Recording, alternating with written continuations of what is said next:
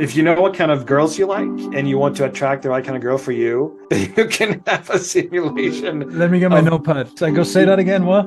you can have a simulation of that run opening lines. And now Yeah. that AI has come, they're like, oh, the machines are going to take my job. It's like, you didn't like your job anyway, man. We're in an interesting convergence and divergence and wormhole at the same time in history where all of a sudden there are so many opportunities available that the only limitation is just our ability to imagine.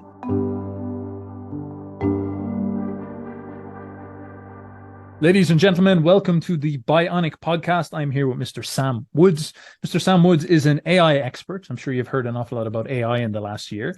Now, Sam is a particularly interesting AI expert because he was ahead of the curve by about 3 years, maybe even more. And he, for this reason, has been called up to many of the big corporations and companies in the world who are very interested in the idea of AI because these big corporations have shareholders who want them to be as efficient at getting profits as they can. And AI often has the possibility of firing a large amount of your staff. Staff are expensive, and putting in place machines that are more accurate and more predictable and maybe even more scalable.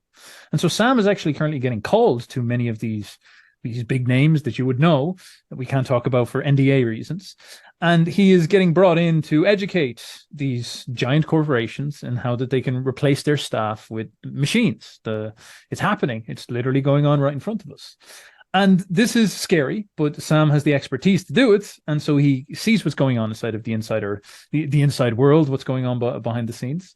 And a big part of what motivates him, he's been speaking to me about this quite a lot, is that he would like actually to kind of give some knowledge to the people a little bit and say, well, look, this is what's going on. And here's some things that you can do in order to make sure that you're not one of the 50% of staff members that are replaced, and that you're ahead of these curves and that you're actually able to succeed, perhaps going forward in the future. He's looking to find the intelligent people who understand this transformation and what's going on are prepared to go through a transformation themselves. So I'm here with Mr. Sam Woods, and today we're going to talk about what's been going on and what he's been doing in the last couple of weeks and what he's been seeing and some of the interesting things that have been happening. But Sam, I'll pass it over to you. Hopefully I've been telling your story well.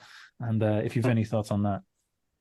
I think you nailed it. We're in an interesting convergence and divergence and wormhole at the same time in history where all of a sudden there are so many opportunities available that the only limitation is just our ability to imagine work and creative work being done differently. I think that's the biggest change that we are seeing and will continue to see, is how a lot of our processes, a lot of the ways that we've developed anything from marketing assets all the way to how a business runs, it's just changing. And with that change comes a lot of people who are finding themselves out of work or who will soon find themselves out of work. And as much as I'm helping companies integrate AI and machine learning into their operations, their marketing and sales, I'm hoping that what I learn there and what I do there, that I can pass it on to as many people as possible so that they become valuable at their work. And if they're an online entrepreneur or have their own business, hopefully the stuff I'm sharing can help them see how they can transform their business in a good way, and not for the purpose of firing people, but for the purpose of creating more value, which hopefully in turn means also that they'll actually hire more people to do work. But that means that if you're one of those marketers, salespeople, or creatives who haven't yet adapted yourself and adopted AI into what you're doing, the window is still open, but the clock is ticking. And there are some big changes coming that I hear about inside boardrooms and closed door meetings on just how work processes and work is changing, that now is time to get ready. Now is the time to learn and to start working with AI and machine learning into what you're doing. And when we do these podcasts with Sam, I'm thinking I should get like Hans Zimmer, epic, scary music in the background or something like this. So when he's telling us this stuff. Yeah. Something that popped into my mind as you're talking there, which this might be a bit philosophical before we dive into something more specific for you people. I've been thinking an awful lot about the psychology of this, because you were constantly talking about what's going on, and you're actually quite optimistic. Like when I sit down and I talk to you, you're not like maybe, saying the end of the world is nigh. Instead, you're sort of saying that like a big changes are a coming, boy, but it's Yeah. not something that is necessarily you should be afraid of. Like there is actually ways through this change. In fact, if you figure out how to manage this change properly, it could be incredibly powerful.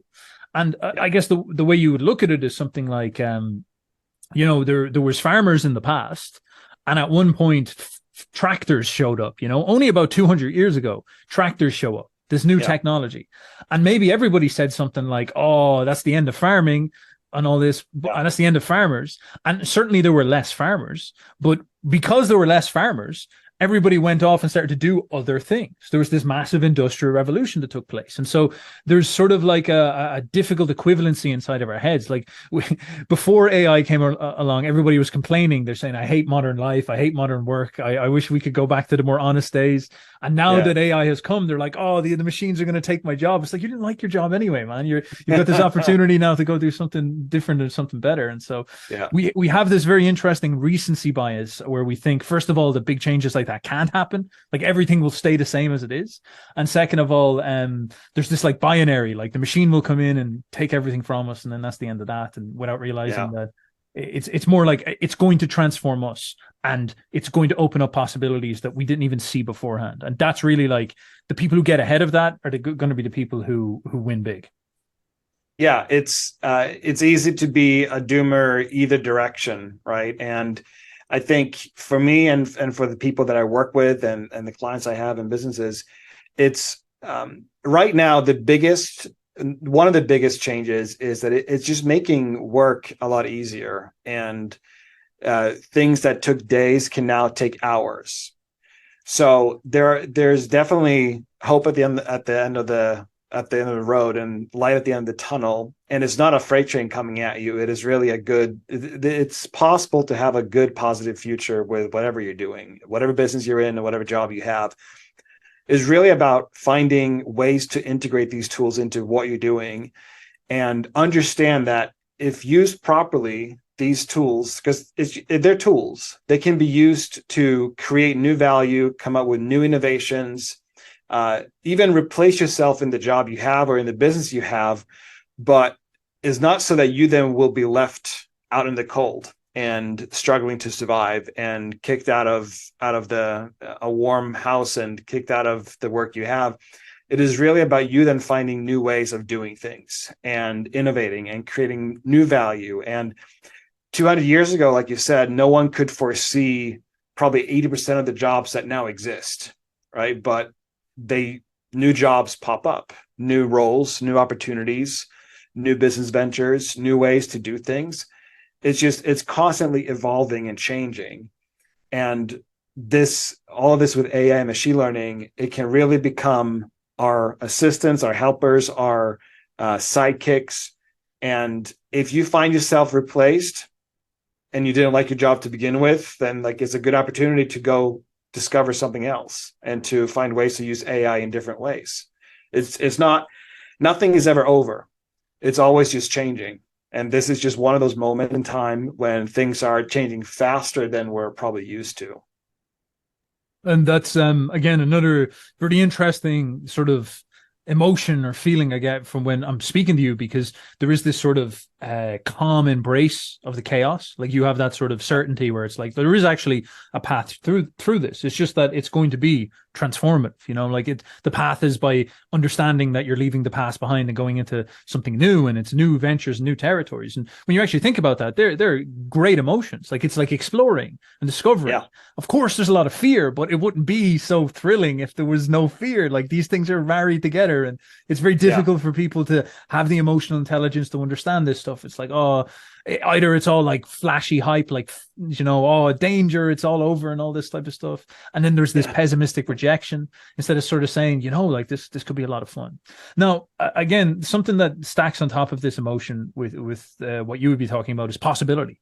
There's a lot of possibilities going on. There's a lot of things happening right now that are opening up. And you had a very interesting personal success in your life recently. Using AI, using these tools. So this here is a specific story of a way that you can actually utilize this to your advantage to help your life go forward. So Sam, please tell us about the tool you created there and how that story came about. Yeah, I realize more and more as I work with clients, and especially larger clients, that really the way forward is to imagine something really cool that would be useful, and understanding that it's now 100 times easier to make it happen. So a few months ago, and I've had this idea for a while, it was just not that easy to put together up until a few months ago. But I came across a research paper where essentially you had a bunch of AI researchers put together several large language models, and them together simulated like a game and simulated a new environment. It's like you're playing the game Sims, right? So you have people in a town in houses, and they're all going about their daily lives and doing whatever they're doing. And so I realized that, well, I can just take that concept and create a simulation and prediction and forecasting of any given target market. So a larger client of mine tasked me to do this. They wanted to see how that was possible. So I put together a tool that essentially simulated their target audience for their product line. And it had all of the demographics, psychographics, all the different personas that make up a target audience, and who their best customers are, and also who their worst customers are.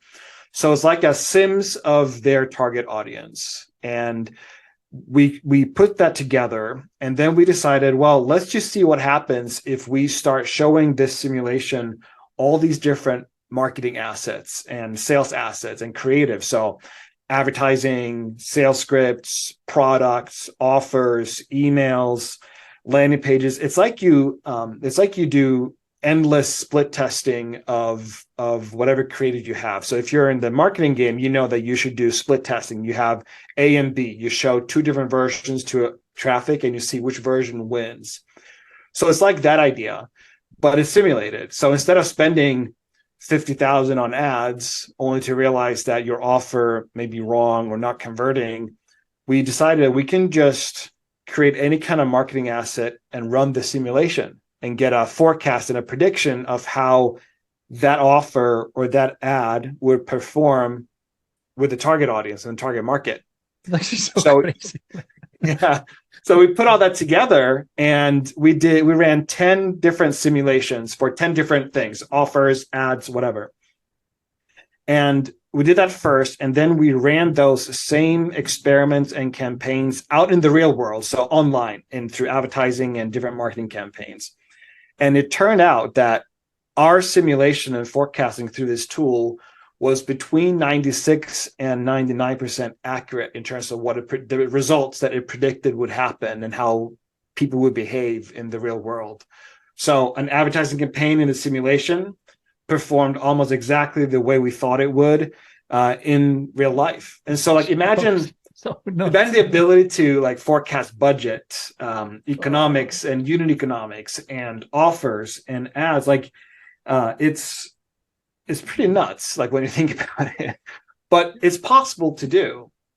And it's not like I'm some kind of genius. I just saw an opportunity.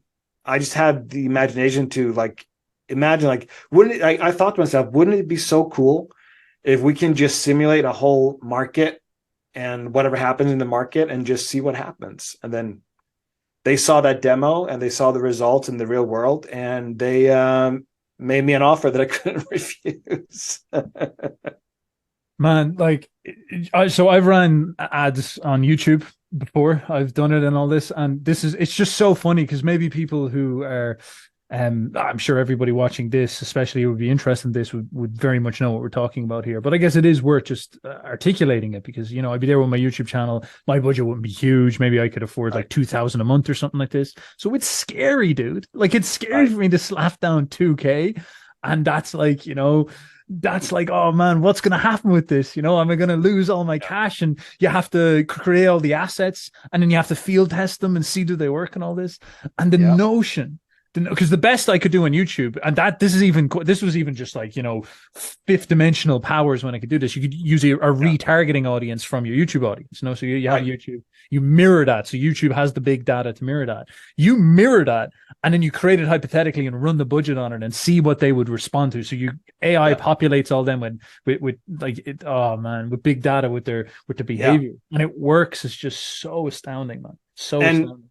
and take that simple concept of split testing ads to a simulated audience, and then just understand that it's fractal. You can do that for anything in business, and then like anything in life, right? So if you're a movie exec at Disney or Paramount or wherever, you could simulate your target audience and then simulate showing them different TV shows and movies and Oh scripts, my God. and like get a sense for how they would behave. You can do the same in like inventory and logistics and supply chain. You simulate your supply chain and your inventory and your logistics, and then you show different scenarios to that supply chain to see what happens. And you can do that for any area of business, any area of life, really, where you just have your target audience or your supply chain, your operations, your business, whatever it is, and then you simulate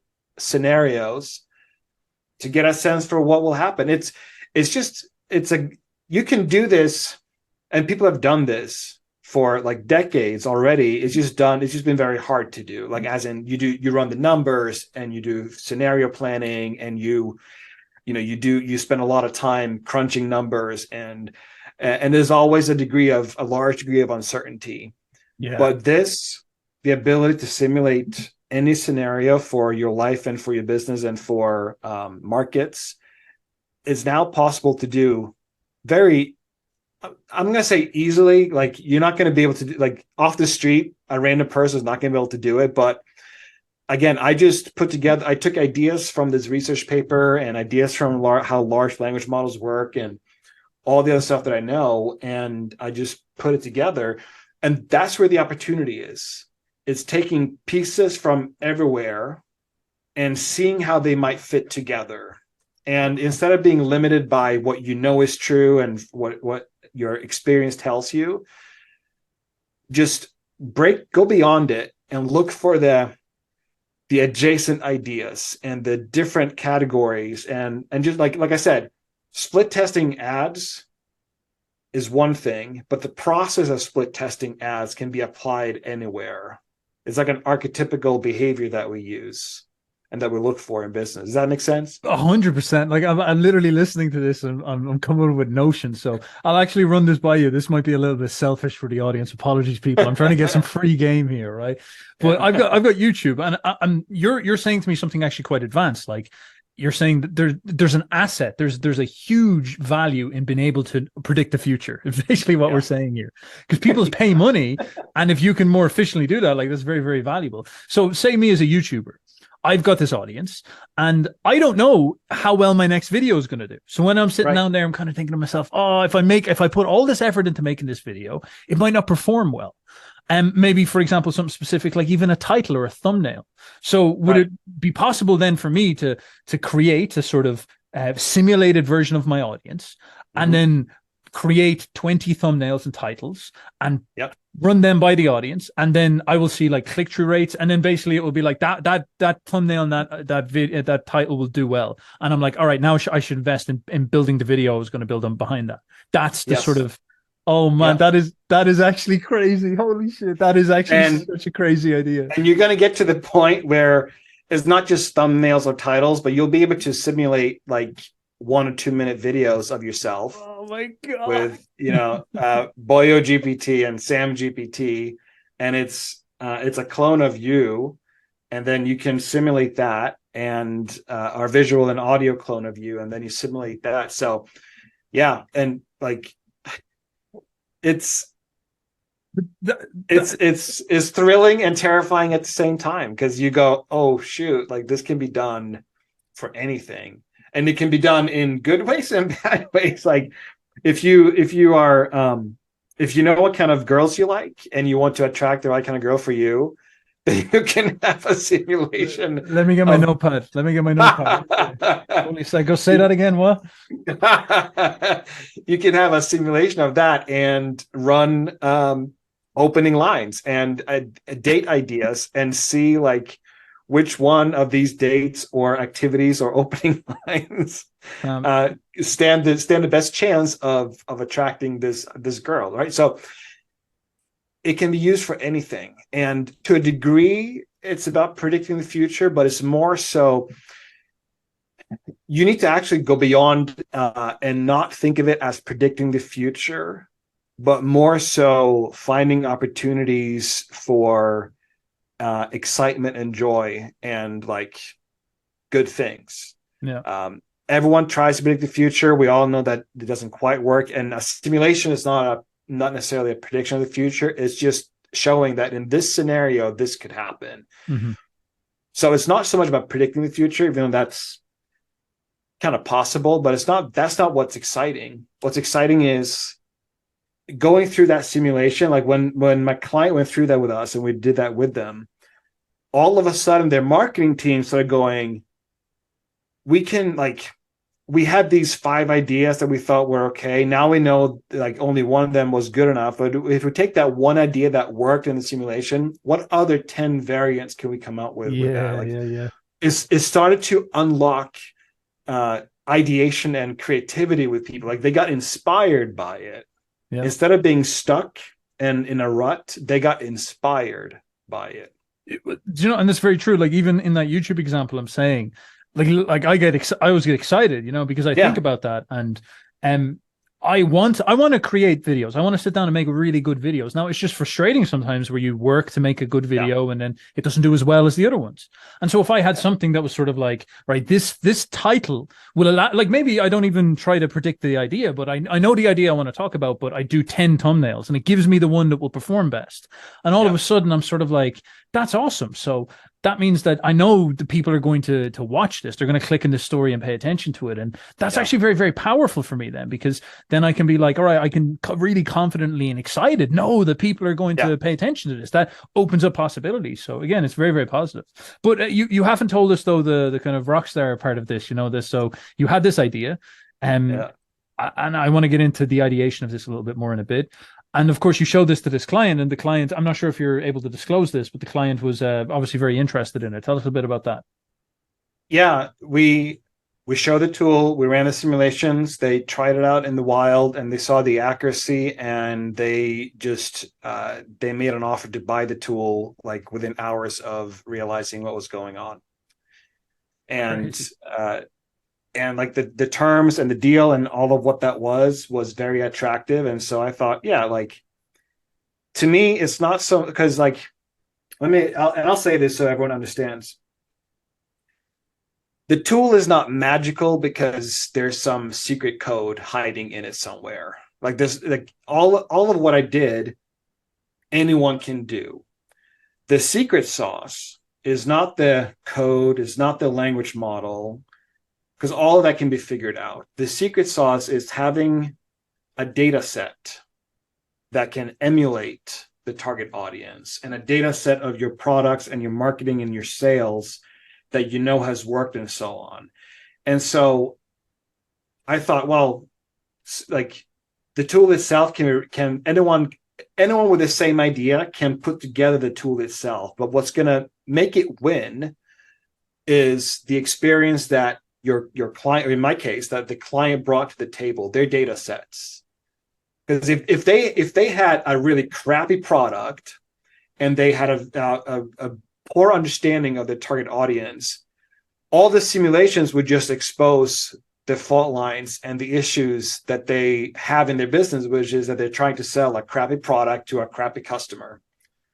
And so like it'll just expose it. So this AI will either like accelerate you 100x, or it'll expose your business, the flaws in your business that you need to correct. There's no middle ground. It'll either explode it, accelerate it, or show you that here's what's wrong with your business or your job, and you got to fix it. But when you bring that up, it reminds me of something I saw you say on Twitter, because you were saying like if someone comes across you and they're talking about prompts, so they're almost like a huckster at this point, because data sets are the way. And me reading this is like that's like calculus. I'm like, what is Sam talking about now? But I see what you're saying, and I guess this is what's so interesting, is that you're in the trenches. You're an actual operator. and you're slowly seeing what this tool is turning out to be, like what these tools can become, and you're starting to see the things that are effective. And that's like very, very important, is understanding that we all have these large, like for me, if I want to do that YouTube thing, there's Yeah. probably is, like, it's not hard to build a software, but how many No. people can get access to the data of my subscribers? Like, that's Right. basically impossible. And that's Exactly. the thing that makes the prediction work. And so it's like, Exactly. it's just copy and paste software tool outside of that. Yeah. But the thing that makes it valuable is of course, is all the people. And Yeah. yeah, that's a very interesting concept. And And it then relates. Go on, sorry. on your end, your unique perspective, your taste, your um, everything, all the talking points that you have and the ideas you share. This is why I keep saying to people, the only thing that'll matter soon enough, it matters now, but it'll become, I think, apparent to everyone at this point that there are only a few qualities that truly matter when it comes down to it. Because like you just said, no one else has your audience. There may be overlap, but no one else in your audience has your audience attention the way you do. And no one else is, you're unique in what you talk about and what your channel is, and the visuals, the aesthetics you use. All of those are unique things that is hard for someone else to replicate. So you need to have a perspective, a sense of taste, right? Judgment, aesthetics, all of these, which sound like they're huge concepts and they're hard to really like understand for a lot of people because it sounds so big, and people aren't used to thinking in terms of having a perspective or a point of view, but you do in your videos. And so that's the magic. The magic is perspective, sense of taste, judgment, aesthetics, all of that, because those are the strong signals in an ocean of noise. And with AI being able to produce any kind of content, there's just going to be more and more noise, and more noise pollutes data. And so the stronger signals you have in your data, your audience, and then what you talk about, the better your results will be if you do something like a simulation. Does that make That's sense? absolutely crazy, because it's so interesting the path you have gone in your life. Like, you've gone into marketing. You're obviously a very technically orientated man. And I actually probably started in a slightly different direction. So I was like going around learning off like poets that I knew in Ireland and stuff like this, how to Yeah. write. And there's all these technical details to writing and all this, but a lot of them would kind of sit you down at some point and say, what has to happen at some point is you quote unquote find your voice. Yeah. And what's weird about that is that you could talk about a phone book, you could talk about cooking, pasta, but if Right. you have this voice, this perspective, because that's actually what it is, like your voice is the way you say something, and the way you say something is informed by how you see something, how you observe. Yeah. That's the Yeah. thing, that's the money that makes you stand out. And so somebody could tell, I could tell you about ancient Rome, but because I have such a specific perspective, you might be much more, you might hear that the same story about Rome you've heard 1,000 times. Oh yeah, it fell. Yeah. But it's just captivating to listen to me or maybe somebody else because of the perspective. So Yeah. that actually really makes sense. A good voiceover artist can literally read the phone book, and people will pay to listen to this person reading the phone book because the voice just sounds so unique. The timbre, the tone, the inflection, everything else. This is why I keep on saying, and then maybe it becomes more clear to people now too, the future in the age of AI is paradoxically and ironically that we have to become more human in what we do and how we do things. Like this is an opportunity. This is why I'm not a doomer, and I think AI properly used can become a tool for us where it actually helps us become more human in how we embody ourselves and how we act and interact in the world, and choices we make and things we do and whatever we create or and so on. So I've said it before too, but it's a plot twist of the millennia where something as technical as AI, which carries a threat of destroying us, but that same threat of destroying us can be transformed into an opportunity where humans can flourish. We can have a new renaissance across the board. Let's go. So one thing that I also noticed from what you're telling me, and this is I assume this is quite important, is that you're coming like what you described to me about that AI tool that you basically built, you couldn't have just figured that out from the outside. Maybe you could have, but it would be very unlikely. Like there's a foundation of specific knowledge where you understand an ad campaign. You have very intimate knowledge of running a campaign against an audience and understanding the need to be able to understand that audience and the various steps of knowledge and the various steps that need to go into this stuff. So the specific knowledge and skills that is outside the context of something like AI actually informs your creativity because you were so learned about advertising, I guess we could say. It actually opened up the possibility for you to observe something as hypothetical and abstract as a simulated audience. So there's a question, is like, how much do you see like actual specific skills becoming the sort of deciding factor? Is that, all right, technology equalizes us all, and it's literally going to turn into the people who actually get it the best in whatever field they're in, that are going to be able to even utilize it to the highest level, because they'll be the ones who can observe the concepts and actually think through, oh crap, this is something that I could do here. Yeah, I think whatever you're doing, whether you're in a job or you run a business or like whatever it is, hands-on experiential knowledge is what's going to matter the most. You can read someone from the outside of the, like, let's say the advertising world, you could read all the books there are on advertising. You could study all the courses. You could, listen to all the smart people talking about it. So you can have a ton of theoretical knowledge about advertising. And maybe you will eventually come across the idea of stringing together large language models to simulate a target audience and then what you do with it.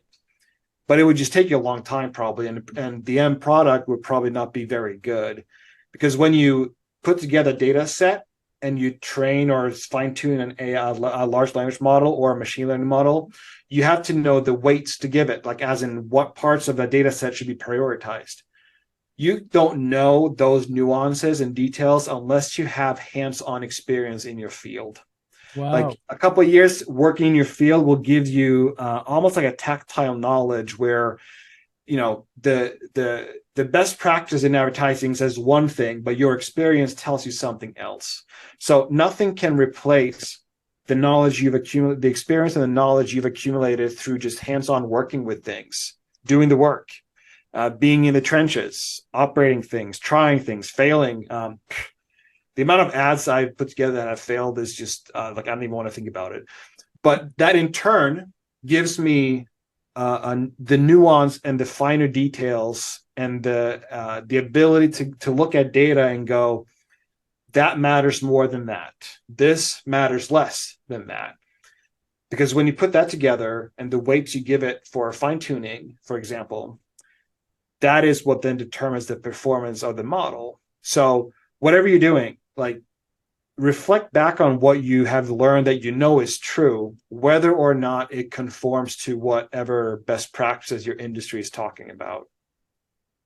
And do you see it as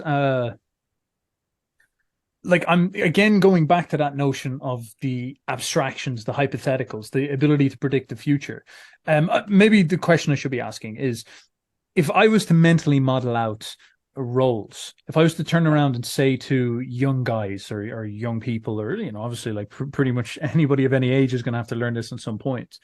I've been thinking about this a lot. They should go and they should approach a business like YouTube as a set of processes. So they mentally model out, YouTube is like, make your thumbnail. It's also make the video. It's also answer the comments. It's also title. It's also description. And there's all these processes wrapped up inside of this.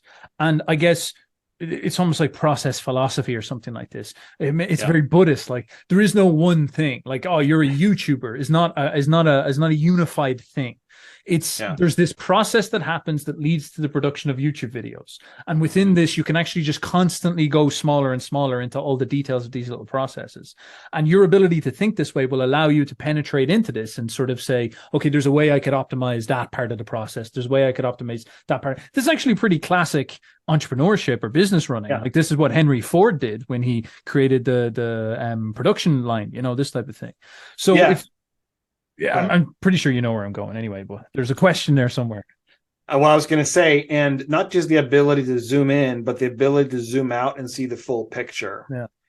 Like, so, like you said, you know that in this example, YouTube channel with YouTube with videos, and even though you know all the pieces that go into a video, at the end of the day, like if you've done it long enough and you're experienced like you are, you can look at your videos and you can sort of tell why one video performed better than another, right? Because when you look at the video and you reflect back and you take in the full picture, you go, yeah, like this video, I didn't quite get the thumbnail right or the title right or the middle part of the video right. And so that ability to reflect back and to see the full picture of what you're doing and with what you know about your audience, what you know about the production, what you know about telling a good story or putting together a coherent argument, you have to be able to zoom back and see the full picture. And then as you do that, you'll start to pick up on why something didn't quite work. Like every ad campaign or marketing campaign that I put together that did not work,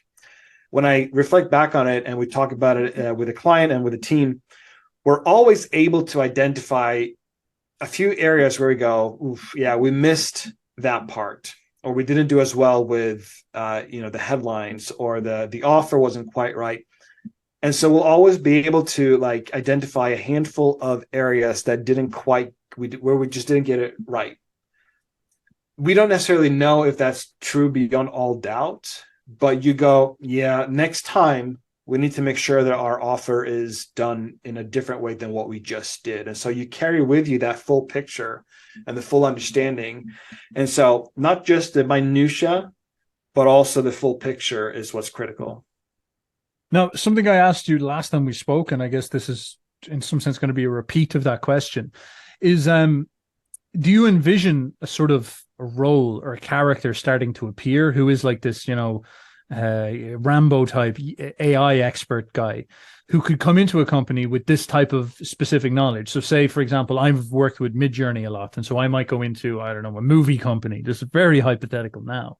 Right. And I could go in as this contractor or something like this, and I could look through their systems and try to identify failure points, very similar to what you do, and then go and maybe try to create tools and test out these tools in all these systems, and then generate, 20, 30 different tools. Maybe five of them turn out to be genuinely innovative for the work process. And then perhaps even just sell the IP then to the company at that point or something like this, or ask for a payment or something like this. Do you see like this character beginning to show up? Like this will be the new version of the crypto bro or something like this, the AI Batman swooping in.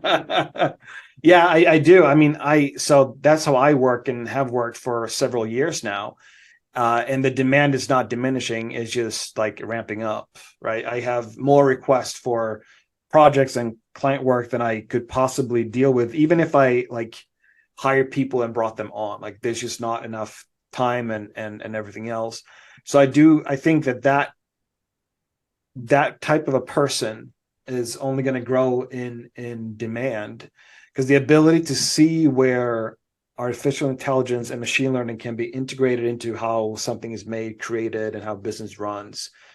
And again, it's not just ads. Like ads is the easiest thing in the world for AI to do, and it just runs the whole gamut from that. Like it's operations, it's sales, and everything else. And the ability to identify where in a company the integration can happen and should happen, that's a key skill, because you could probably integrate AI everywhere, but it doesn't mean that you should. Like it's, at least for now, like there are certain tasks that AI is excellent at and machine learning is really good for. And then there are other tasks that is not as good for yet, but maybe it will be in a couple of years from now. So you got to have a sense of where AI and machine learning is now, what's possible now, and where that fits in with how a business runs and does marketing and advertising. And if you have that picture and you understand how things fit together in a whole, then you're going to be in demand. Like I am in demand. And it's just, all I've done is just taking the time to learn and understand and then practice it. And so, yeah, that role, whether it's inside a company that you work for a company, you want to become that person. And if you're an outside entrepreneur or someone who's looking for something to do with an agency, as an agency, then that's an opportunity as well for you to dig into. But again, if you have a job and you're worried that you'll be replaced, now is the time to become the most valuable AI person in your company and in your team. And the guy or girl that is figuring it out, that becomes the go-to person for everyone else. Like if people in your company that you work in come to you to ask questions, then that's a good sign. So become that person who's up to date, who figures things out with AI for your job and shares it with your team. Then you'll probably become the CEO at some point. Nice, let's go. And I guess there's also something very important to stress there as well, related to what you brought up earlier, is that if you're in the company, you will have the most amount of specific knowledge. Like those 40 people in the company, those 100 people in that company, they'll all have specific knowledge. And if you're the first person or you're the best person at understanding that specific knowledge and then marrying it to the AI tools that are available, like you essentially become indispensable, because the company would have to go and hire someone and give them years of experience to catch up with you. And so your specific knowledge is, in some sense, your cutting edge. And so it might be scary that your company's going to replace you, but that's actually not necessarily true at all. Like you might be No, more valuable to your company than you were before if you learn these tools, if you learn these skills, because of your specific knowledge. Your specific knowledge married to this turns you into a Superman. Your company is going to maybe want to pay you, like give you a raise type thing or something like this, which is crazy when you think about it. So yeah, yeah, yeah. You got to become the bionic man. let's go. Walk in one day Or with woman. Yeah. with the Terminator, half your skin scratched off, Terminator mode. See the machine. Well, Sam, look, I think we could wrap it up there, because I think that really does actually bring it to a sort of unified close. But if you've any last thoughts, any last ponderings before we close everything up. A couple of things just to like something specific you can do today. And it's the idea that you got to slow down to speed up.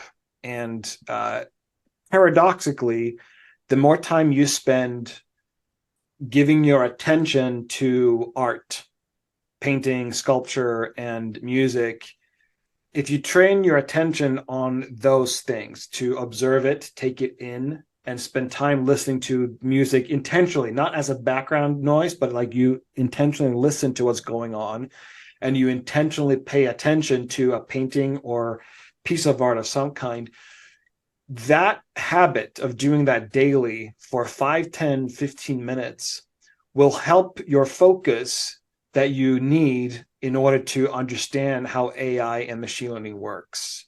Because fundamentally, the way these models work is that they are, it's called attention, where you give data weights, and which in turn instructs the language model how it should understand your data and how it should use it. So if you understand attention and you practice the habit of attention in your own life, that'll transfer over in how you then apply and understand how AI can be applied in whatever you do. Absolutely awesome. So we end this now, Sam telling me I'm allowed to procrastinate on YouTube, checking out beautiful songs, looking at beautiful just art. watch very intently. Just like it's like a very not procrastination, intentional procrastination. I'm trying to exactly. Like to your point though, to be perfectly honest, it is incredibly important to understand like what Sam's saying here, because I remember when I was growing up and I was going through that stage, I was like learning, the portrait of the artist as a young man type thing. And I was learning how to write. I was learning how to think. And that's an enormous part of it. Like the poet people would sit me down, and it was weird. It was almost like they were teaching me to meditate. Like it was very much like some type of Buddhist archetypal journey. And what do you mean by this? Well, they would say to me, it's like, listen to the trees. What do the trees make? And you're like, these fucking hippies, like what is going on here? But there is actually a difficulty of translating the rustling of the wind of the leaves into language.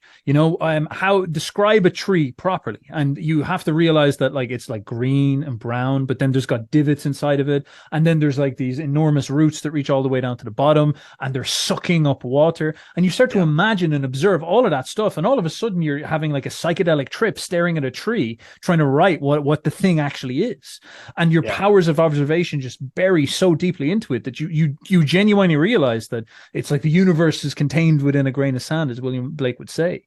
And the transformation that has in your mind is absolutely enormous, because I remember like in some sense that was almost like teaching me to be better at being able to observe and be open-minded and find the Yeah. magic in all these little things. And this is so similar to what we're talking about here, because you look at this boring thing like, a YouTube production process or a ad Yeah. campaign, and it's like, oh, that's kind of like John's boring work stuff or something like this. But if you can sit down and you can allow yourself to just let your mind penetrate into it and see all the little processes and start to imagine like a child the potential, the opportunities there, and start to have fun with it, just like you did. You had this like idea that would be cool, and then you try that stuff, and that's that psychological state, I guess we're talking about.